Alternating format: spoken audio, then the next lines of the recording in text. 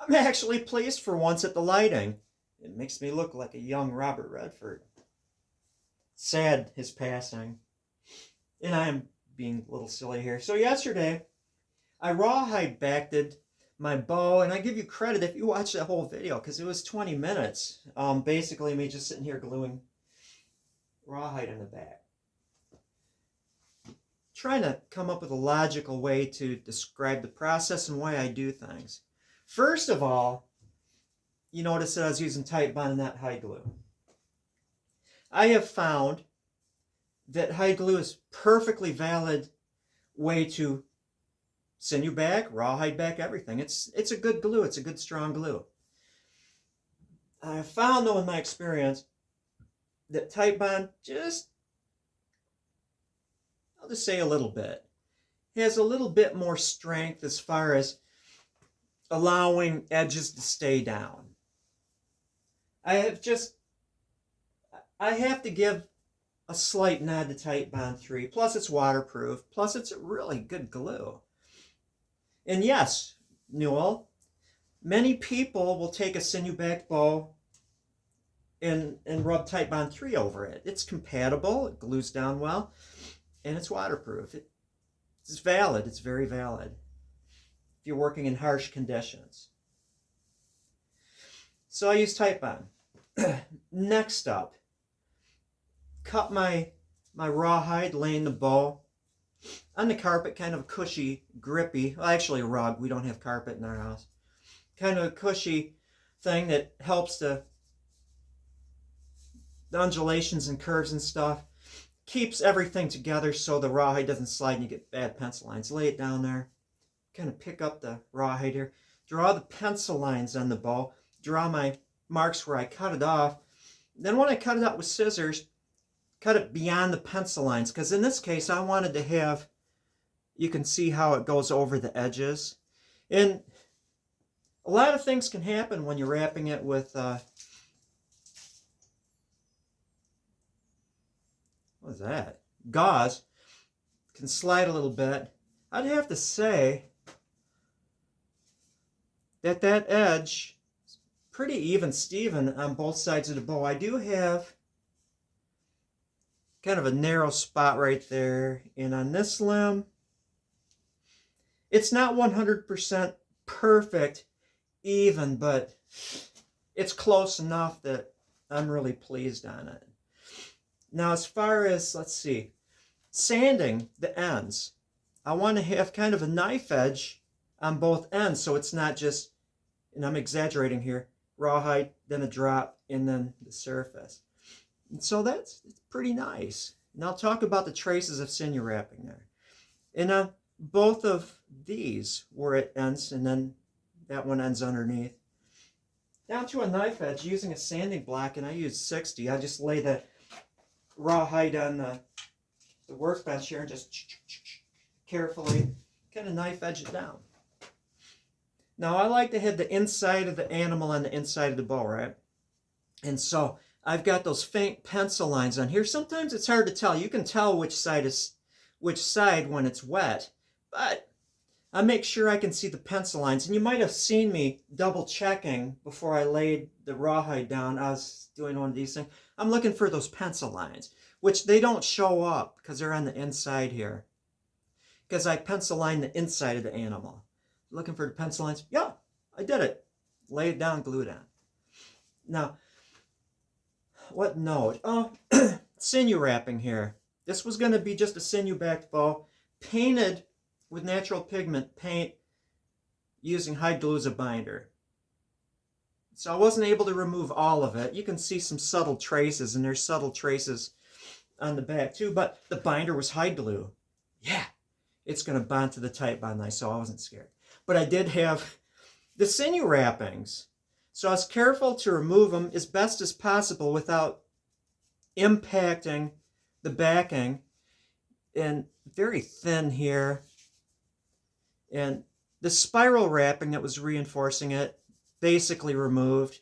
Because I don't want to have any like undulations under the rawhide backing. I left this kind of on here, but I removed it almost completely from the back. Okay. Now, the point of weakness in these short bows when they bend slightly through the handle, this bends slightly through the handle. The point of weakness, if something bad happens to the backing, will be right here in the handle. I've never seen a sinew back bow fail. Out here, if I had a couple that I torture tested, like quickie sinew jobs over quickie bows, crack. Tillard the same way, bending barely through the handle, they always break dead center. Dead freaking center. And so, if you've got one layer of sinew on here, this has two actually, put more sinew in the handle section. Reinforce this area. Reinforce it with sinew wrapping. So I've got 2 layers of sinew on here and another thick third one through the handle here. Got to build it up in the handle. Got it? With my rawhide wrapping, let's take a look where those original wraps were here. See where it ends? This is the rawhide backing, ends there. So I've got 2 layers of rawhide backing through the handle. This one starts here, goes this way. The one on this limb starts here. So I've got 2 layers. Whoa! Yes, sirree, Bob. See here. Oh, my pattern for gauze wrapping. 1 roll of gauze will do the entire bow. I could certainly do 1 full wrap here and then go over it tight this way. But when you're wrapping tight, you don't want to have like just the rawhide stuck there unwrapped while you're doing 2 layers here. So I started this limb, started here with my wrap, being very gingerly, being very careful, feeling the edges to make sure I'm not going to slide it off. Gingerly, made it to the end, secured it. Still have this limb. So the next wrap, I've got half of the roll kind of tucked here, started on this side of the handle, did it gingerly to here, and then reversed it. And because this was gingerly wrapped, the whole bow is now wrapped, then I can really reef on it and tighten it down, end it, release this roll, and really reef on it to do this. So now I've got a gingerly layer throughout. 1 roll, the other roll. Good. You didn't see it. I didn't have a coffee cup down here, an empty coffee cup. But when I went back up to the house,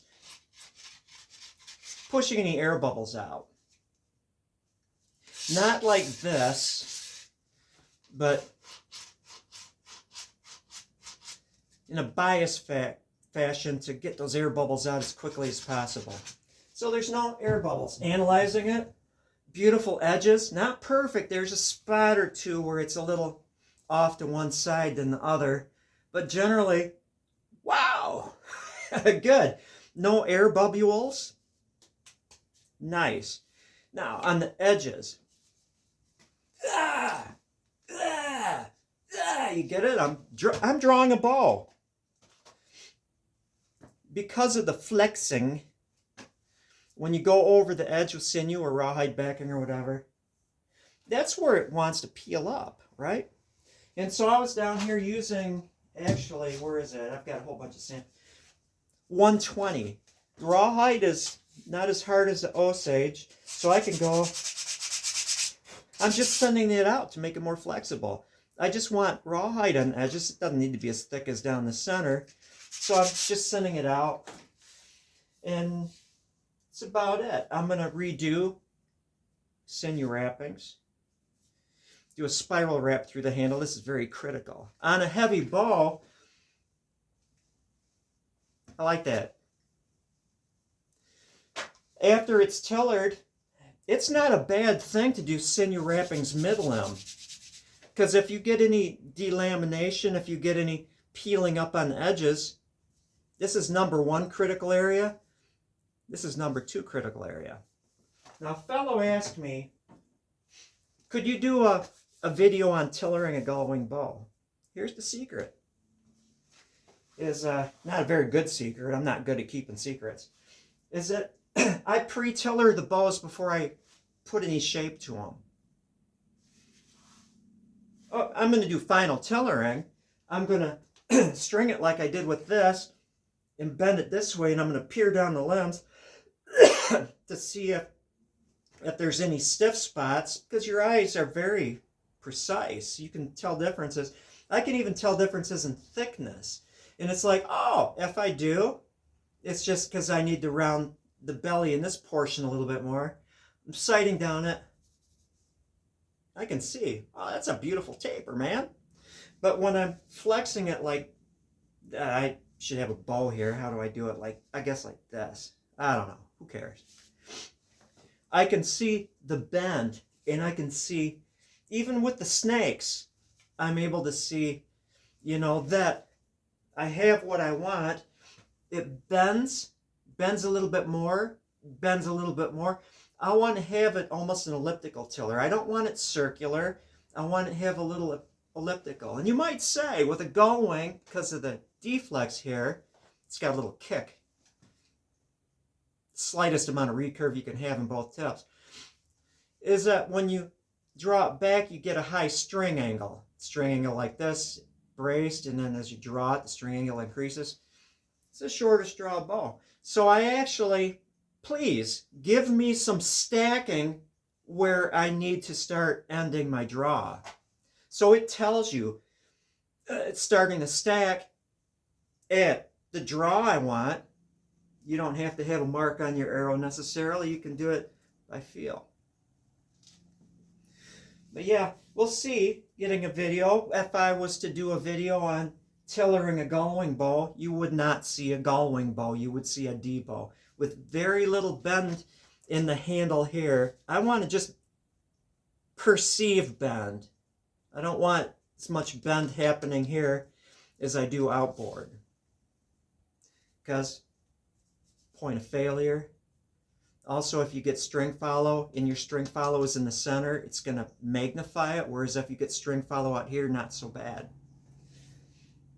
Lastly, is that a feller in my comments asked me, how do I order a bow? Well, you're in luck or you're not in luck here, because after I finish this series of horse bows, what I want to do is I want to dig into this elm here and make 4. I could possibly make 5, but I don't want to get greedy.